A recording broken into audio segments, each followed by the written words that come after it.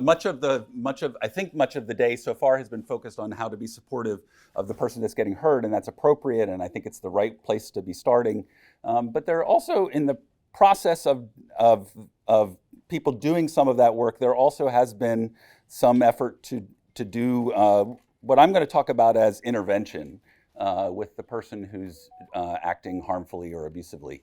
Here's the plan. Here's my plan, and I'd like you to be able to sort of interrupt and ask questions and sort of take it in directions that are helpful to you based on this sort of basic plan. I want to talk to you just a little bit about some of that thinking and efforts. I want to talk to you a little bit about some examples of times when programs like the one that I represent and faith communities have worked together, because this is an opportunity for me to talk to you. I'm very much interested in the work that you all are doing in building your communities, but I also would like to introduce myself and ourselves as a program and as a community of programs that are trying to do work as people who would be interested in building relationships with you and seeing if there are ways that we can work together that actually feel useful to your communities and useful to the people that are being affected. Okay, so I'm in a relationship. I've been married for 28 years. I am grateful to be able to be in this relationship. We have a son. That means I'm also a father. I would like to confess to you that in 28 years of marriage, I don't think that we've had a week go by that one or the other of us hasn't gotten royally annoyed with the other person. In 28 years, I don't think we've ever gone a whole week, ever. If we get to keep going together, which I'm very much hoping that we do, I suspect that we probably will continue to annoy each other. And I think as I've gotten grayer, I think that I've come to believe that may not be actually the issue. That may not be the problem. That the challenge there is what we do in those moments. That living together is hard, but we also know that a certain level of conflict in relationships really can create damage. It can create damage to the relationship. It can create a lot of harm to the whole family structure. And it can create problems within communities as well, right, where it's not addressed. And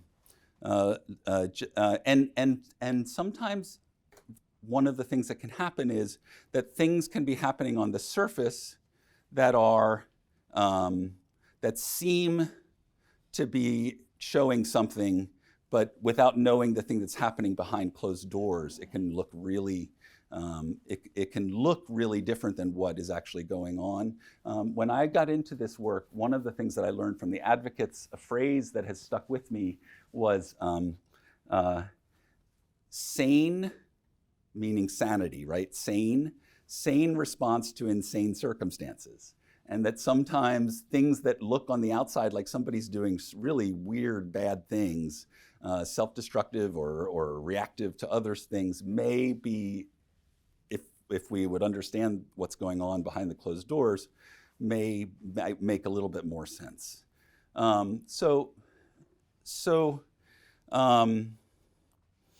it has been possible, and where communities have found within their community that something's going on, we can talk about how it is that a community might work to figure those things out. But where they've become aware that something's going on, communities have tried a number of different structures. We've worked with a number of different faith communities that have set up support and accountability systems within the community. And one of the things that I will say that I like a lot about this is that my experience is that people who are being supported and held accountable in this way oftentimes experience it much more as even when it hurts, even when it's like feels like this is not something that I would want or something, there's still the perception that this is done from a place of love and a wish for something good to happen to the family, which is not always clear when we have to resort to civil systems, right? So the things that have sometimes felt like they get in the way are, that there's an awful lot of embarrassment, and shame, and it's hard to talk about stuff that's held as the sort of secret family shame, and people who become good at being able to talk about this comfortably are amazing resources, because for so many families this can feel like something that can never be talked about. So if somebody tells me something that has been held as such a closely guarded secret, how are they probably feeling in that moment? I'm curious what you all think. You ask the person something about whether they've engaged in something that it might reasonably be something that they might be embarrassed or ashamed of having done, and they decide to tell you, to take a risk. How might you imagine that they'd be feeling immediately after that? Say that again? Relieved and vulnerable.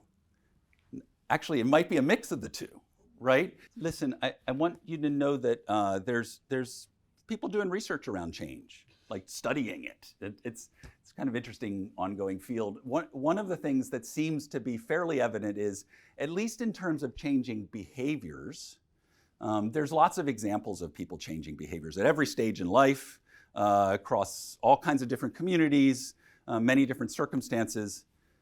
But it's also not nearly as common as we would wish. And for any of you who have tried to do things like lose weight or exercise more or any other kind of thing to make myself a little healthier or to make make a change that I would want, you will have had your own experience of how complicated it can be to really get oneself in a different direction and a different pattern.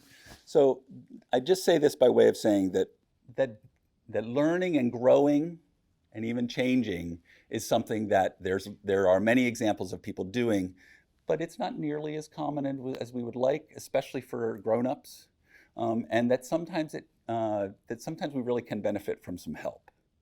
And so that is the thing that I am hopeful for as we continue to develop work in this community, in this city, that we can be figuring out ways with the people that we work with, but also for each of our individual communities, that we can actually be helping each other in this thing that we're trying to do. And that is a thing that I'm sort of interested in seeing whether there's a possibility, because if a person can get to a program like ours, then one of the things that we're trying to do is we're trying to see what it is that the person is actually really valuing in their life.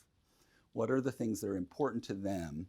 And if there's a connection between that and this change that would make something better for their family. A lot of times when we're seeing people's motivations, sometimes it's because they care about their kids.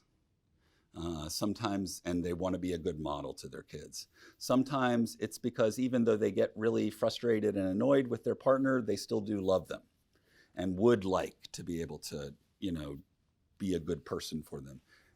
We're really just interested in figuring out what those things are and then exploring with them whether they would be at all interested in changing some of these things to see if they can get closer to those goals. And if that connection can be made, sometimes then it can really look like, oh, now a person's starting to have some motivation where they didn't seem to before. And then we get them into a place where they're working with others who are also working on the same thing and supporting each other, and you create a culture where the goal of the culture is to offer respect for a person being willing to think about themselves sort of critically, examine the places where they don't do everything right, and be accountable for it and take responsibility for it, and then be open to counsel.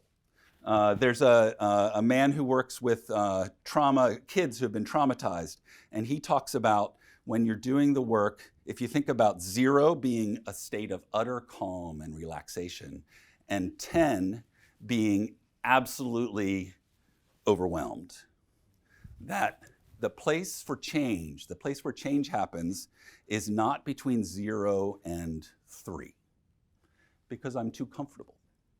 That this place between 3 and 7 is the place where learning happens, and that implies probably that learning happens at a place that is a little uncomfortable. And that if I'm scared of discomfort and unwilling to get into a place that's uncomfortable, it's going to be hard for me to learn. Do you know who the Amish are? Yes. Live out in the middle of the state, and they have buggies, and when they take their horse out on the road, they do this. They have these on the side. Mm-hmm. It's because cars and things are upsetting, right? It keeps them focused. The moment when I'm upset, am I noticing, oh, what a lovely day? Am I paying attention to what's around me?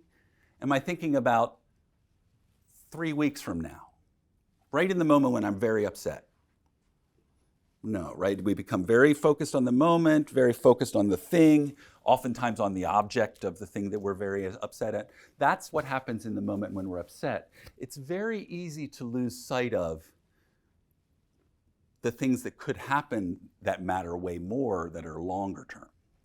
And so I think one of the things that I'm imagining many of you are engaged in your communities, that is very much a core piece of what we're trying to do as well, is to be reflecting with people, what are the things that you would consider the goals that you would have had a satisfied, content, and rich life? If that means relationships with children, whatever those things it means, what are those markers? And if you can be reflecting on those and making those more of a priority in the decisions that you're making, so that you're not taking decisions without taking that stuff into account, that you can make decisions that will allow you to get to those longer term places, and hopefully be able to look back at a later time and be able to say, this has been now so long that I almost can't remember what that was like before. That's content. And, yeah. I'm sorry, I know I went over time. Thank you for your attention today. Thank you.